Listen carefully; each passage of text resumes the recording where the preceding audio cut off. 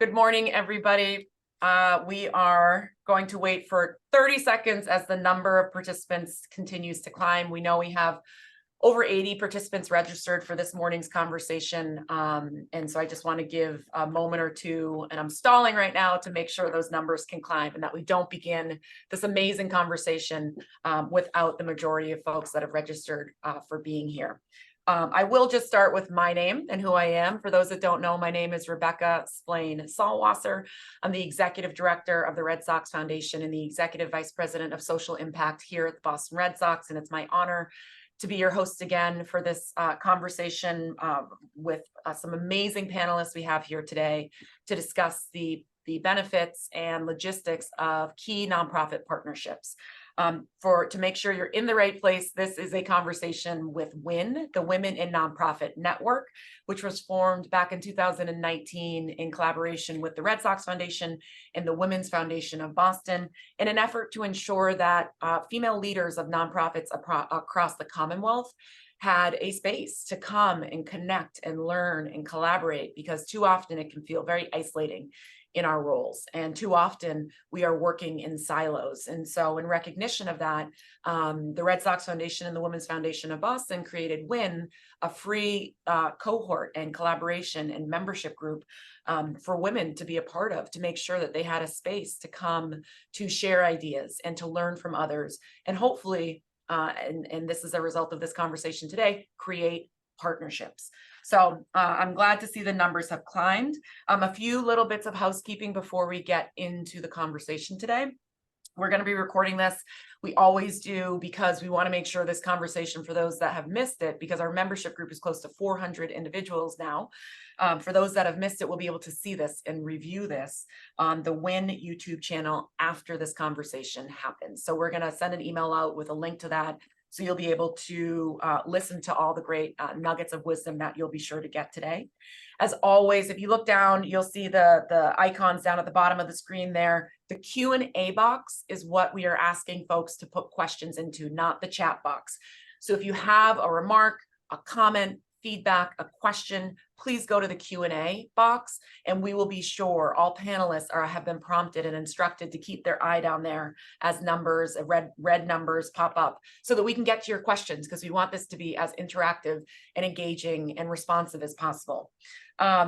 After we get through the panel, we are going to be announcing the winners of the raffle that we host every single time, which is both just a thank you for being part of the group and incentive to stay on through the entirety of the conversation. You have to be here to win. So we're going to be drawing those raffle winners after the panel concludes, so be sure to stay on. And as always, when you hit leave, the bottom right-hand corner right there, you're going to be prompted to take a quick survey. Please do that. It takes like 30 seconds. And that information that we collect from that survey from you helps inform us as to what the next panel conversation be focused on: fundraising, development, board development, DE&I work, like anything that you want to hear from, tell us, and we will convene the best panelists and best experts in that field to bring that information back to you. So it's really important you complete that survey. So all that out of the way, today's conversation is, as I mentioned, the benefits of collaboration, how to increase impact, brand, and fundraising. And I'm so excited for this conversation because, as I mentioned, too often we work in our own little pathways, our own little silos, without awareness for other organizations that are doing similar work or work that could augment our own missions. And I think it's really important that nonprofit leaders have the openness and awareness and the potential flexibility to be able to collaborate and partner with other nonprofits to potentially improve your outcomes and strengthen outcomes for both organizations. So before we jump into that amazing conversation, I do have to shout out our two sponsors that make this entirely possible. Bank of America has been here. This is our second year of sponsorship, and we're so grateful.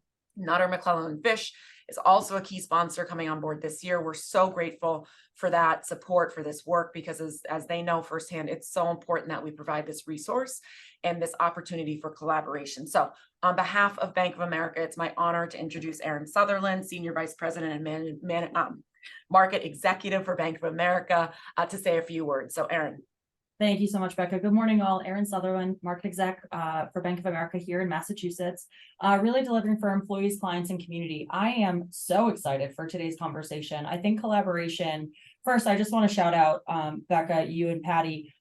This is a collaboration in and of itself, right? So having WIN is a collaboration between Red Sox Foundation and Women's Foundation. So kudos to you guys. And I'm thrilled to hear today from Danielle, Anissa, and Katie. So thank you guys for taking the time. I know everyone is extremely busy, but these conversations are always so important, and I always learn something. And I think collaboration goes far beyond the nonprofit sector. It really goes to building community. And I think that's what I'm excited to kind of hear about today. So thank you for the time. Thank you all for being here. And I will see you all soon. Thank you so much, Erin. Yes, we hope to see you soon. So let's jump into the panel conversation. Let's not waste any more time with me blabbing. So if I can ask all the panelists to turn their cameras on and join me on screen. And just a heads up that some of our panelists might be putting some information on their organization, some call to actions in the Q&A box. So please, if you're listening out there, take a peek at that Q&A, because our panelists might be putting some information in there about their partnerships and about their organization. So wonderful to see you all. Thank you for joining us this morning. As I always do, Danielle, Katie, Anissa, I'm going to ask you each to give your own bios. You know yourself best. You know who you are and what you do best. So I'm going to afford you that opportunity to share information about yourself and your organization. So Danielle. Great. Thank you so much for the opportunity to be a part of this important conversation today. I'm Danielle Piscadlo. I'm the executive director at Women's Money Matters, formerly Budget Buddies. And before that, I worked internationally in microfinance for well over a decade. And so it's great to be here today and to be talking about partnerships, which are so critical to our mission and the way that we work at Women's Money Matters. Collaboration is actually one of our 4 values. And partnerships are just at the core of everything we do. We have program partners that help us to recruit women into our financial wellness programs. We have advocacy partners that we work with on a number of issues related to pay equity and benefit cliffs and K through 12 financial literacy education, and community partners that we work with in a number of ways as well, to provide direct financial relief and track credit scores, and also to make sure that we are helping to bridge the digital divide by being able to provide computers and hotspots to those joining our programs virtually. So it's one of those community partnerships that I'm going to talk about more today, a partnership, a more recent one with Second Chance Cars. So great to be here and excited for the conversation. Thanks, Danielle. Anissa.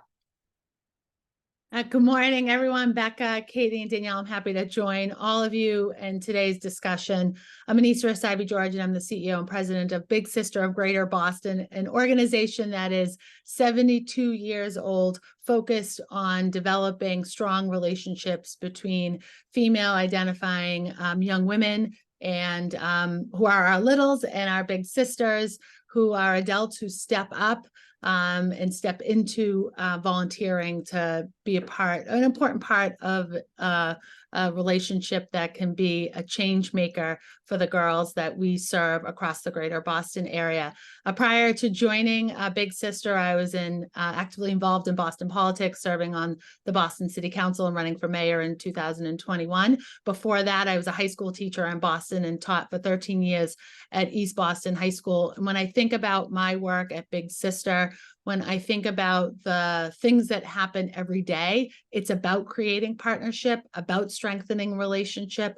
It's about, and I love to use our hashtag, being present, not perfect. It is what we all do. And I think most of you on this call try to do every single day, engage in really important work, do the very best you can to serve the people that you're charged with serving, and do it in partnership. I want to shout out this morning, following this panel discussion, I've got a meeting with the executive directors of the YMCAs here in Greater Boston. And through partnership, they've offered me some space to do this panel to better manage my time. So I want to say thank you to them. All of this work that we all do can't happen without that partnership.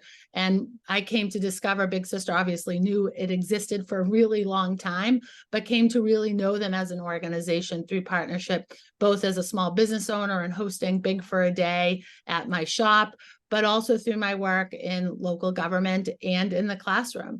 None of us do this work alone, so partnerships are critically important, and thrilled to be a part of today's convo. Thanks, Anissa. And I wrote down being present, not perfect. I love that. Katie, go ahead. Thank you. Really appreciate the opportunity to join everyone today. My name is Katie Torino, and I'm the president and CEO of an organization called House of Possibilities. We provide disability services to children and adults in the area. We are located, our headquarters, as I call it now, is located on the campus of Stonehill College, and then we also have a site in downtown Boston. My background, I started out in tech and then spent a number of years, over a decade, in education, everywhere from starting a small elementary school to higher ed for some of top tier universities in the country. And then found myself on the board of House of Possibilities in 2016, and then moved into my role in 2019. So I've been with the organization for a while. And something about House of Possibilities, we are relatively a small organization for our industry. Our industry has seen a lot of consolidation, and partnership is really the only way that we can have a greater impact than our size in this industry. And we've had some wonderful partnerships with Stonehill College and the partnership that we have for our land and space, to the partnership that I'm here to talk about today, which is with Jewish Vocational Services in Boston. And that was just really not something anyone, I think, was looking for, but was an opportunity that came out of COVID. And I think one of the keys to partnership is sometimes just being open to the possibility and looking for the opportunities. And so that's, I think, how this partnership started. And with Jewish Vocational Services Boston, we were able to offer a really innovative Pathways to Employment program for young adults turning 22 with disabilities. And it is now our core program collectively for both of our organizations and disability services. And it has grown exponentially. So partnership has been really critical to the success of that program. That's amazing. And you actually transitioned beautifully into the next part of the conversation, which is a high level, very quick overview of your partnership, because I do think it's important, before we get into the nuts and bolts of some of the questions, folks out there listening can have the context of knowing what your partnerships are. So Katie, you just started, but maybe at another high level, just let's start again with you, and we'll reverse back through Anissa up to Danielle. The two organizations that are partnered, obviously your own, and then the other organization, and sort of the key function of that partnership. Yeah, sure. So as mentioned, we've partnered with JVS Boston on a program that we call the Career and Community Access Program. And the opportunity came out of COVID. And actually it was JVS that I'll say started the conversation when Boston Public Schools found that a number of young adults were turning 22 but didn't have programs to go into during COVID, and particularly Pathways to Employment. So they already had an existing relationship with JVS and approached them to help solve this problem for them. And in turn, JVS approached Hope. And I think one of the reasons why the partnership has been so successful is from day one, we both came into it understanding our strengths and our weaknesses and how each of us could fill those gaps.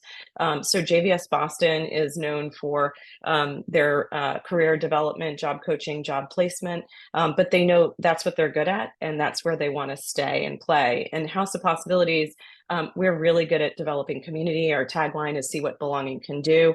Community integration, and group work skills development is really our core competency. And we had tried a couple of years previously to dip into employment, but had learned over those past 2 years how hard it was to build it from the ground up, and especially as a small organization with limited resources. So this was a partnership that just came out of both of us recognizing our strengths, and we came together to each do what we do best to provide a collaborative program to young adults on a pathway to employment. That's amazing.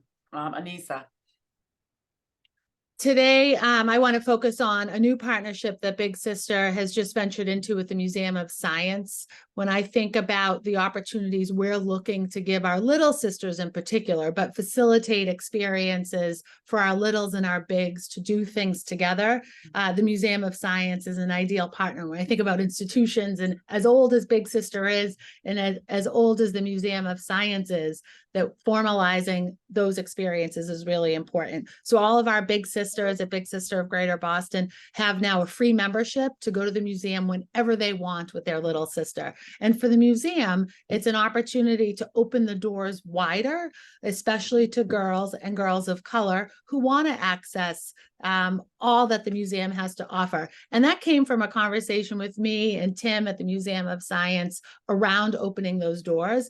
And as someone who has not been in the STEM field professionally, science, math, engineering, technology can be very intimidating for me as an adult with a high level of confidence and access and opportunity. So to create a space that is welcoming, that is open, that is easy to access when you want to go with your big sister, or when a big sister wants to go with their little sister, that to me was really exciting. We kicked that formal partnership off just a couple of weeks ago, and we are building the bike a little bit as we ride it, and testing sort of what works and what doesn't work. But most important to both us at Big Sister and to the Museum of Science was that opening of doors and creating that opportunity. And we know when girls have these opportunities, when they get to have these experiences, their confidence grows. It strengthens certainly the relationship that our little sisters have with their big sisters through these experiences. And it's free. It is a free experience, and accessing some of these spaces, especially in our city and beyond, can be expensive, can be a burden. So to take that away, to remove that barrier, really creates a very special opportunity for our girls, for our bigs and our littles, to keep going back to the museum and experiencing all the wonder it has to offer. That's great. Great. Thank you. Danielle. Yeah, great. So I'm also going to talk about a relatively new partnership with Second Chance Cars. And so Women's Money Matters runs financial wellness programs for women in our community who are living on low incomes. And we do that by bringing together cohorts and then matching each woman in the program with a coach, and they work together for a period of 3 months. And so one of the partnerships I mentioned earlier that we developed before this one was with a couple of groups, Boston Bullpen and NeighborShare, who were able to help us provide direct financial relief to women who were facing an unexpected expense or a sudden loss of income. And there's sort of nothing, worse than working with a coach for 3 months to build up your savings and your credit score, and then sort of have it all wiped out because of, an unexpected expense. And as we started to do that, we were seeing that a lot of the expenses that we were covering were related to transportation, and there are a lot of transportation issues. So in taking our, holistic approach to financial wellness and stability, we did recognize that there was a need, and it was actually the Women's Foundation of Boston that connected us to Second Chance Cars. So we've been able to connect our graduates with 2 cars to date, and that has allowed 2 single moms to be able to now get to work and be able to pick up their kids and be able to kind of go to the playground with ease. And so there's just been a tremendous interest in it from our participants because of the issues that are related to transportation and being able to get to work and really have access to that stable income from being able to work. So that's a little bit about our new partnership.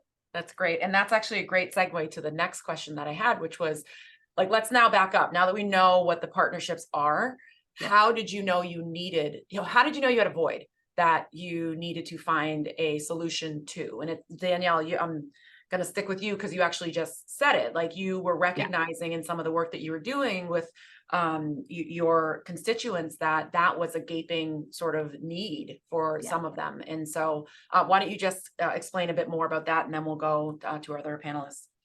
Yeah, so it's really our coaches that are the ones that develop this deep relationship with the participants over 3 months. And, they're working together on developing goals, and they do vision boarding together, and, just really getting to know each other. We don't even talk about a spending plan or a savings plan until about 4 workshops in. But it's when they start to do that, when they start to really run the numbers, and they get to know intimately, the the bigger picture, I'll say, beyond just the finances, what are the needs? And they're the ones that raised to us, some of those emergency needs. And they just are so often related to transportation because we live in, we're working in the across the Commonwealth now, but, in areas where public transportation is not always easily accessible. And, when you look at trying as a single mom to use public transportation to get to work, get to doctor's visits, get to school with your children, it's extremely challenging. And so really just hearing that feedback from the coaches and our program leaders consistently, and then again through the direct financial relief that we were providing, seeing how often it was related to transportation made us realize there was a need. So It was a need. yeah, so that's how it Awesome. came about. Great. And Anissa, I'd love to hear from you, sort of what were your telltale signs for when you knew you needed to find some sort of partner? Yeah, for us, it is always making sure that our bigs and our littles have something fun and exciting to do that's meaningful, but also low cost. And unfortunately, things like the Museum of Science, the cost of admittance can be a barrier. So we found ourselves over many years calling the museum, who's been very generous with offering free tickets and free coupons and free access, and helping us design some events so that our bigs and our littles can go experience the museum. And we thought, why are we both going through all of that work when we know that a museum membership that you just scan, like it is a full membership, that you just go in, Big Sister scans her ID, and gets access to the museum. It's quite like simple. It's not super fancy at all. And for us, it's an incredible opportunity for our littles in particular to be exposed to the wonder of the Museum of Science without calling their match specialist at Big Sister and saying, do you have tickets? Can we get tickets? How do we supplement the cost of this experience? And so when we reached out to the Museum of Science early, when I started with Big Sister last year, I said, this is something that we've identified, that we've heard from our big sisters is a challenge for them finding cool, exciting things to do with their little sisters. And we're asking our big sisters to step up, to volunteer, to give of their time and their energy. We want to really make sure that the things that they do are low cost. And the museum and Tim and the team at the Museum of Science immediately said, yes, let's figure out how to do this. And again, it saves extra steps in making those phone calls, which through that process of looking for those tickets or trying to get tickets into the right hands of our big sisters in particular, eliminating that step again opens up that opportunity, creates greater access. And all three of us, Danielle, Katie, and I, most I'm sure people on this call today, it's about creating those opportunities and ease of access to doing the things that our participants are looking to do. We also see right away how important exposing our girls, our little sisters to science is when we think about career planning and college prep and exploring all your own potential as a woman, as a girl, how important of a partnership with the Museum of Science is in particular. So there was an ask, there was a need around access, and the Museum of Science has become a tremendous partner in formalizing the membership that our big sisters now have. That's great. It sounds like between both of you, a lot of the sort of impetus for the partnership came from your program participants and your staff. And so what I'm hearing is it's very important to listen, to make sure that you have a sort of lifeline into the folks that are doing the work within your organization and listening to their needs and listening to their feedback, because they're on the front lines of providing the service. So that's great to know. Katie, I'd love to hear from you. Sort of, I know with the partnership with JVS Boston, sort of before that partnership, before you reached out or they reached out, or before you sort of did anything, did you need to check with anybody within your organization about that partnership if it didn't bubble up from your people? Was it a board conversation? Were you working with a strategic planner? Like, are there any sort of key steps folks should take to check in with folks before engaging in a partnership conversation? I would say not in the initial conversations, but at some point before, signatures are put on the line, for example, right? I think that you know, we were able to quickly start having some brainstorming and start thinking, okay, like what could this look like? How would we, you know, straw man this out? And then as those conversations developed, more people were brought into the fold. And then ultimately, yes, it was a board conversation before entering into the partnership and at least on House of Possibilities side. And mostly because we did formalize the partnership, and we'll talk about this more later on, with a formal MOU, a formal agreement. And so as things, as I said, got more formal, yes, more people in the organization were involved in the conversations.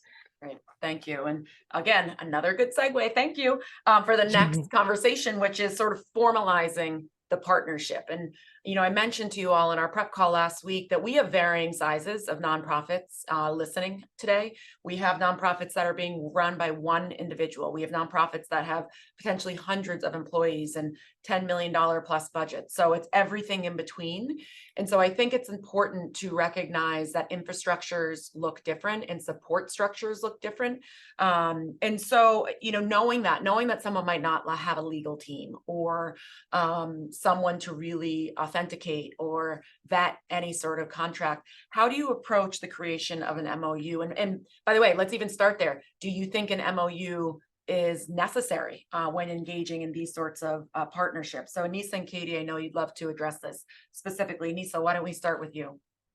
Yeah, I think that the MOU is important. We don't have one currently with the Museum of Science.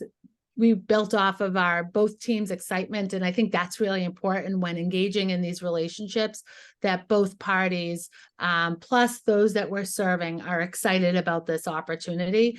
But as we build and pilot out or work through this pilot, we certainly need to come to some sort of more formal engagement, especially as I work to use this as a model for other partnerships. And I think it's important for us as organizations, and Becca, you mentioned the variety of sizes of organizations that are on this call, but the variety of sizes that exist here in the greater Boston area, and the importance of this WIN network and we are to each other around supporting and sharing our experiences and our stories and our learnings through all of these exercises. But I'd say around the agreement piece and the MOU or the MOA, that there is built-in flexibility. So there's opportunities to learn as you go, which is what we're doing right now with our Museum of Science partnership. But as we look to build other partnerships, making a more formal agreement and process and sort of template, as you will, of the partnership will help us build stronger relationships going forward. Katie. Yeah, sure. So for us, an MOU was important because in our relationship there were financial and space entanglements as part of this delivering combined service to individuals, and so we felt it was really important to spell out each of our responsibilities and how these financial transactions would work.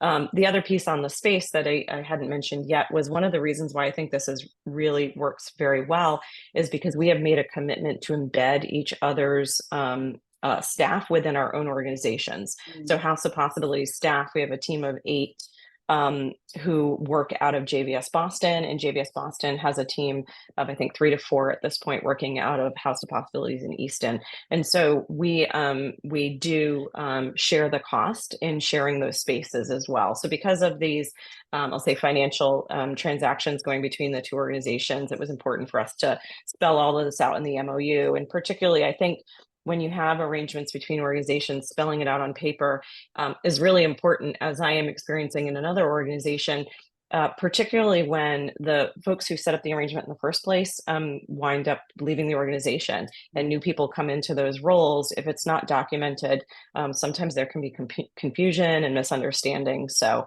I think it's really important. We did not engage legal counsel in putting the MOU together, and we simply got in a room and just, in plain English, spelled out what each of our expectations and understandings were. And we had folks throughout the organization and on the board take a look at it just to make sure that it made sense. But we didn't, I'll say, invest a lot of money in legal resources to review the MOU.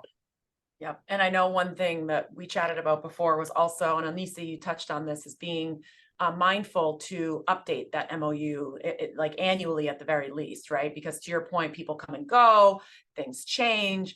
And so the MOU or MOA should really reflect the current status of the program, which could evolve. And so as always, you should be thoughtful to the evolution of an MOA and a contract that reflects that partnership.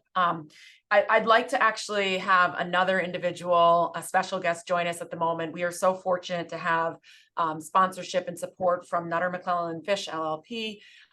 This is a timely sort of intervention of Melissa Sampson McMorrow, because as we talk about an MOU or an MOA, and I mentioned before, some organizations don't have access to legal counsel, they don't have that benefit, and so might not know how to formally put together a contract, a binding contract, or maybe not binding contract. So Melissa, thank you for coming on. I'd love you to share just a few insights and tips with folks as they think about the creation of a contract. Sure, thank you very much. And I'm so pleased to be here and to be able to share my thoughts and to hear from the panelists as well. And to point out that they've done a great job of answering this question.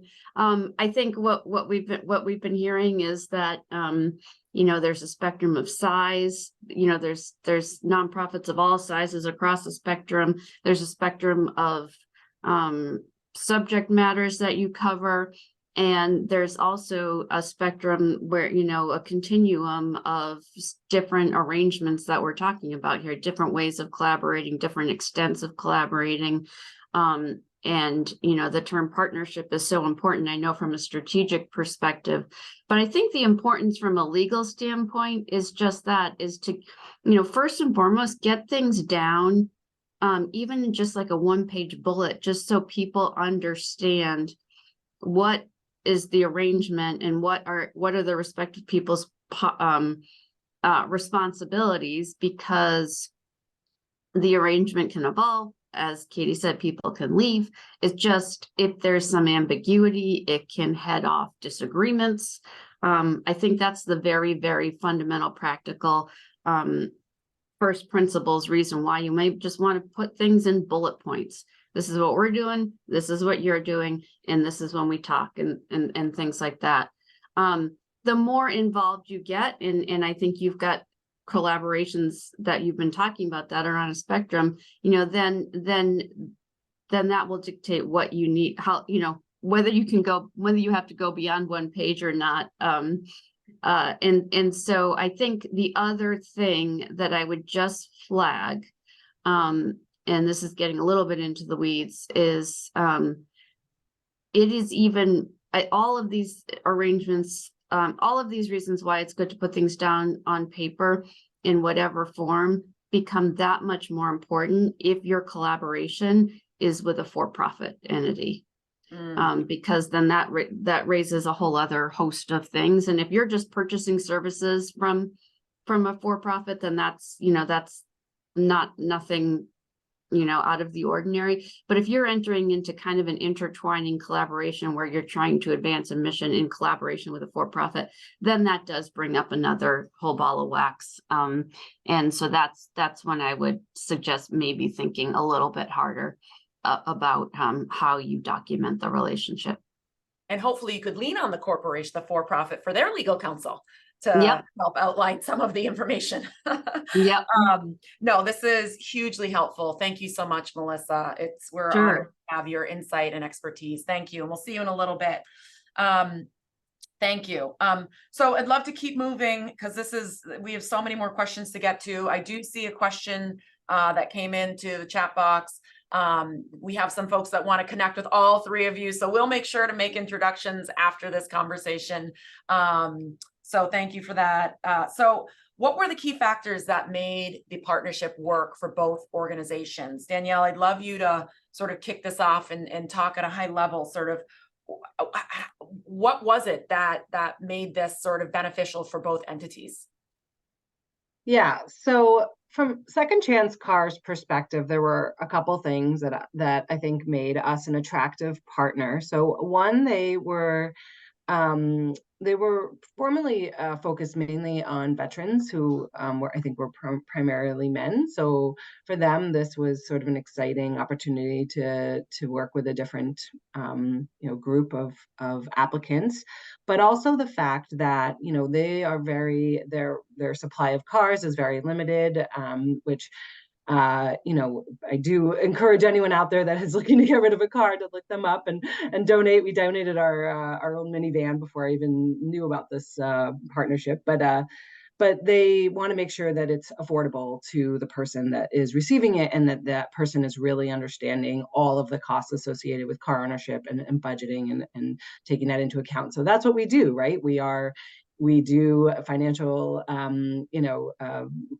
planning with our clients. And so we were able to really offer them that extra level of assurance that we were going to work this into the spending plan, right? And that the income from being able to get to work would be able to cover all of the registration and the insurance and the maintenance and the unexpected expenses that we were talking about before. So that's really, I think, where we became a very attractive partner. For us, there's just such a deep need and interest in this that it was really, it's a selling point, right? Like, women get really excited that if they go through our 3-month program, they have to complete the program. We have to recommend them for this opportunity. But if they're willing to do that work, we are happy to put them forward. So it was really I think a win-win. We also were able to really bring the perspective of the women that we serve to this partnership, which was important for us. When they look at it, there's a car calculator of like, how many miles would you need to get to work? And we were the ones to say that, well, you have to factor in doctor's appointments and schools and trips to, that often fall to moms, especially single moms. So they were, I think there was an eye-opening moment there when they took that into consideration in their, assessment of the need for the car. So it was really it's been so far a win-win for both of us. Wonderful. Katie, I didn't know if you wanted to share a bit about the key factors why it was so symbiotic for both entities. Yeah, sure. So I think first and foremost is that we were both very aligned on the outcomes. We knew what each of us brought to the table, and we appreciated that, and we knew that together, working together, we could provide better outcomes than working alone. So I think that's like a key thing to go into a partnership understanding.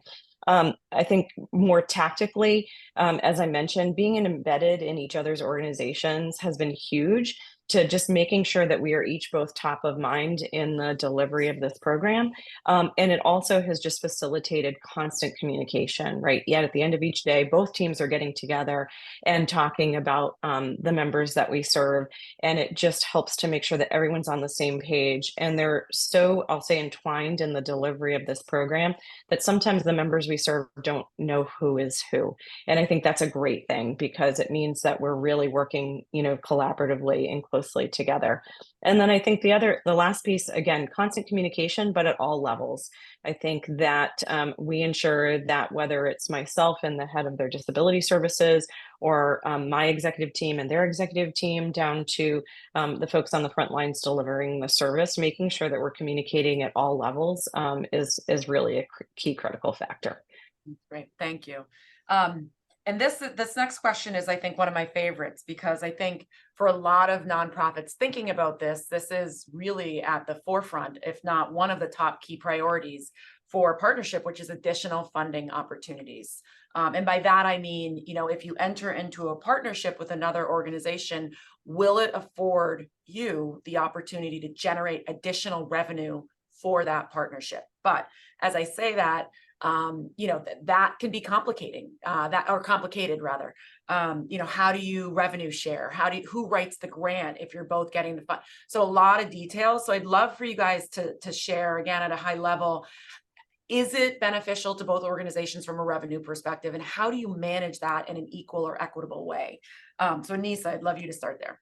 Yeah, and I'm excited to start here and sort of follow from what Katie and Danielle have just said, but in particular what Danielle was saying around the win-win. We're at a win panel discussion, and these partnerships are win-win opportunities and do lend themselves to opportunities for further development, both for for both organizations. And at Big Sister and the Museum of Science, we are working, both of our development teams are working together to really explore new opportunities for funding for both of us, so that we're not dipping into, sort of a current pool of possible funds and fundraising opportunities, but that we're looking to curate and develop new ones through this partnership. I think it's also important to note the donors, both individuals and foundations, are looking for this partnership to exist. And so really capitalizing on that moment, and it leads to continued wins for everybody. Obviously, in the very end, it's our participants who benefit the most over through these partnerships, but it's opportunities for us as partnering organizations to both strengthen the work that we do as individual orgs, but then in the collective. And really, in the end, when we think about all that happens in the greater Boston area and statewide through all the organizations that find opportunities to collaborate, we're really sort of lifting everybody through this work. And unfortunately, the way that we have to fundraise as organizations, we've got to make sure that we've got the dollars coming in so that we can all continue our very important work that we do every day. And so these partnerships really lend themselves to nice opportunities for continued fundraising. Great. And Katie, I'll turn it to you, but before I do, I just want to underscore something you said, Anissa, which is that we are both a fundraiser and a funder, which is very unique as a public charity to have the opportunity to be able to raise additional funds on top of what we need to run our programs, people and partners. We're then able to give some funding out. Anyway, underscoring your note about funders are looking for smart nonprofits that are being strategic about the ways they're achieving their outcomes, and knowing that together is better and together you can do more. I would really encourage as many nonprofits as possible to try to figure out ways if there's opportunities for partnership that again, win-win, no pun intended, but that are a win-win for your organization and the other organization, because it will increase funding opportunities. Katie. Yeah, sure. Absolutely. The partnership has increased funding opportunities from the revenue side, program revenue. We've been able to grow this program. Day programs, when I started, was 26 individuals served, and we're now closing in on 100. We could not have grown the program that much without the help of a partnership. But also on the funding side, we've worked together to apply for and be awarded some grants to support the program. And essentially, my recommendation there is just, before you apply, just set the ground rules. We're each going to come in half and half is kind of how we did it. We're going to apply to this together. We're going to split the funds, and it's going to support the program equally. So that's how we've done that in the past. But also 100% funders are looking for partnerships. They're looking for how can organizations with limited resources achieve more, and partnerships is a key way to do that. And as part of our agreement and understanding with JVS is we're always co-branding and co-marketing.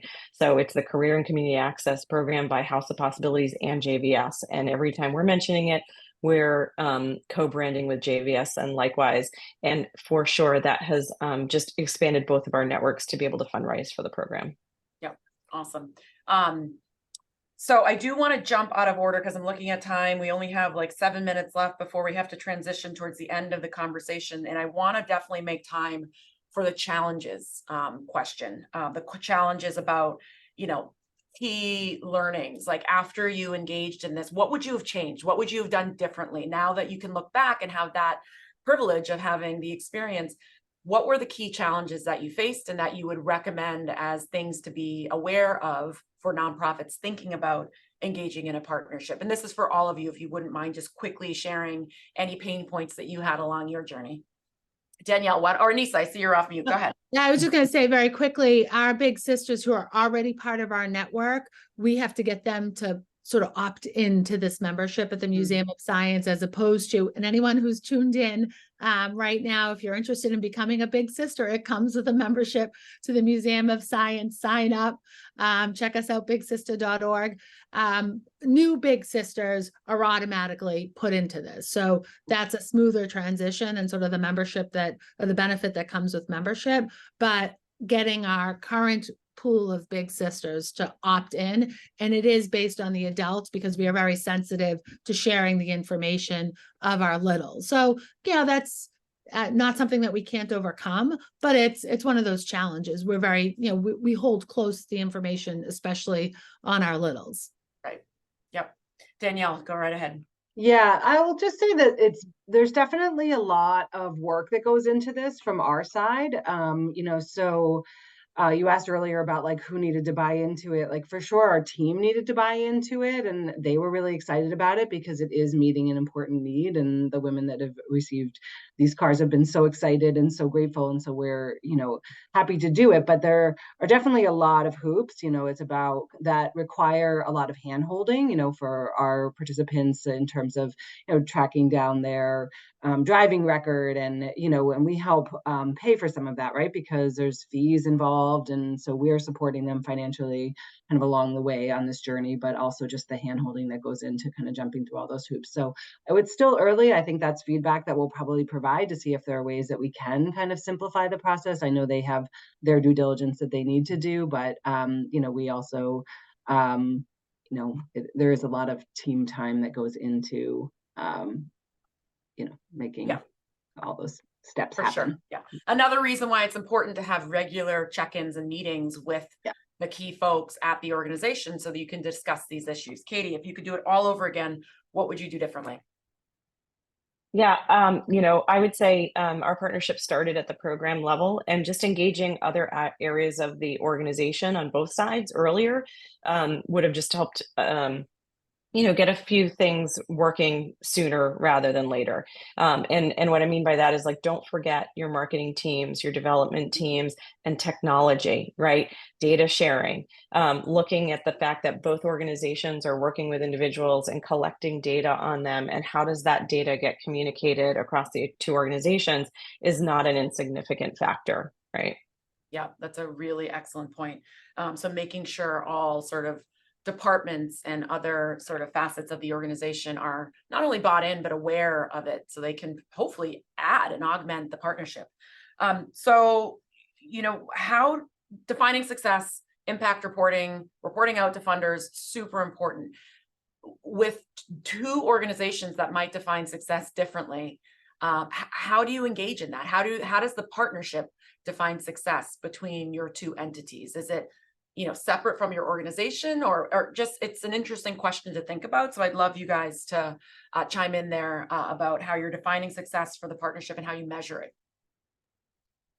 I mean, I'll start quickly. Data is key to all of our work. And that's, sometimes the data piece distracts us from the parts of the work that we enjoy the most, but it's important. And for us, we've got our data set, the museum has their data set, and then or their measurements for success. And then collectively, we've set some benchmarks. We are, though, very much engaged in a pilot program. So we are testing what success could look like before we box ourselves into measurements that we might not meet, for example. But it was really important for us. And part of why we don't have an MOA or an MOU in place yet with the museum is we really wanted to get moving on this, and we wanted to do it without delay. I'll also say the other piece that's important, we talked a little bit about development, and I think Katie, through your remarks just now, making sure that our teams are connected, actively connected to each other. That's sort of the internal measurement that's important to our external success. Great. Danielle, I saw you had come off earlier. Yeah, it's still early. So, so it's a really good question. I think for us, we are finding informally that a lot of women are telling us that they're hearing about us through this opportunity. And so they're coming into our program, excited about this partnership. They're hearing about us through their website. So that's interesting. Certainly we love when women reach out to us and join a program. And so I think that's one of the things we'll start to kind of track a little bit more, is how many, but we also are looking to set expectations, appropriately. It's not every woman, we serve over 350 women a year now. Like, not every woman is going to be able to get access to a car. And it's, but, certainly I think, just being able to sort of jointly publicize this has raised awareness of both of our organizations.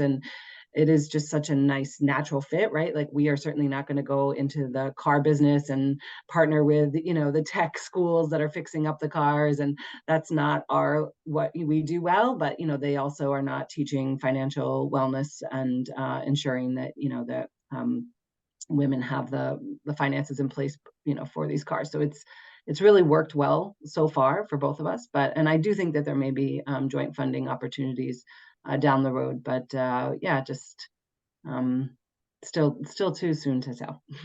Great, thanks. And Katie? Yeah, sure. So we defined early on, I would say, what we call KPIs, key performance indicators, for each of our areas of strength, right? So JVS is measuring things like job placement and credentials achieved, things like that. And then HOPE is measuring things like time in the community, and attendance is actually a very important indicator of someone's both engagement and satisfaction with the program. So we each have a different set of measures that we are collecting, and then communicating those on a regular basis across the organization. So we know that we both know what direction we're moving in collectively. And then we will periodically, and we're trying to make this a little bit more formal and regular, but periodically publish collective results. Right. So that's the next phase in our journey on this topic, is coming up with a collective report of the impact of the program, where we're both feeding in our key performance indicators.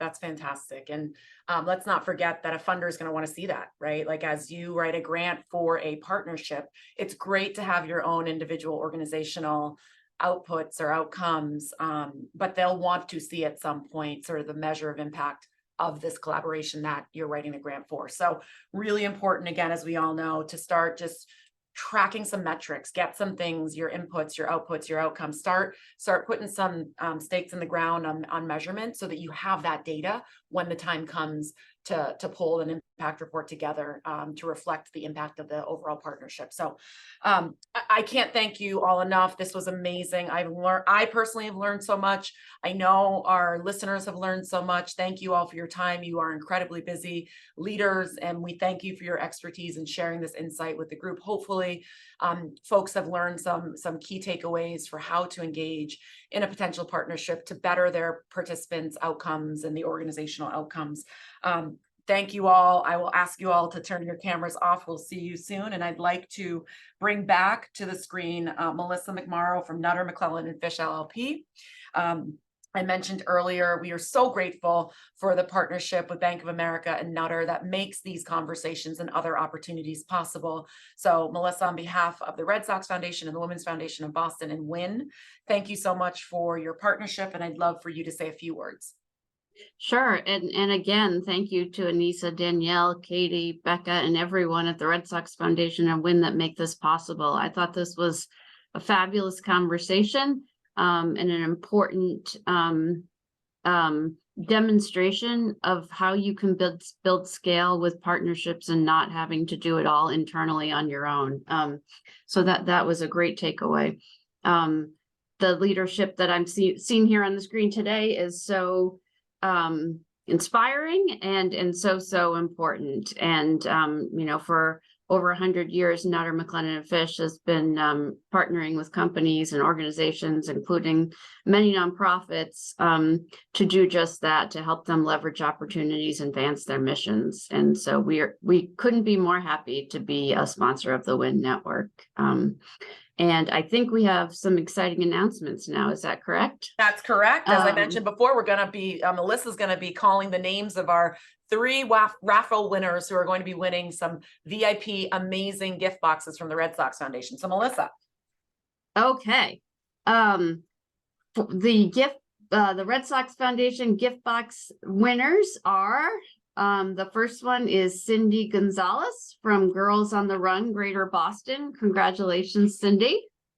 Kim Todd, Dress for Success, Boston. Congratulations, Kim. And May Vaughn from Sitters for Scholars. And so great news for everyone involved. Yes, thank you for letting me announce the fun. Of course, and congratulations to Cindy Kim in May. The Red Sox Foundation team will follow up with each of you. We have your emails to get your mailing address, to get you those boxes. Thank you so much for being with us today and for listening through to this part of the conversation. And Melissa, thank you and Nutter again for your support. It's so critical to making sure these types of conversations and information sharing are possible. Equal thanks to Aaron and Bank of America for their support as well. I'm gonna basically close now. Melissa, please stay on. As everyone knows, I mentioned before, when you hit leave, you're going to be prompted to take a quick survey. That information gives us the sort of direction to follow for the next conversation. If you want to hear about fundraising opportunities or funders, let us know. If you want to know about developing your board or increasing your program participants, let us know. And we will pull together the experts to make sure you have the information needed to grow your program's outcomes. So please, as you hit leave, do that. Otherwise, we are so grateful to have everybody here with us today. We hope to see you all soon. Happy fall. And again, thanks to our amazing panelists. And thank you again to Bank of America and Nutter. Take care, everyone.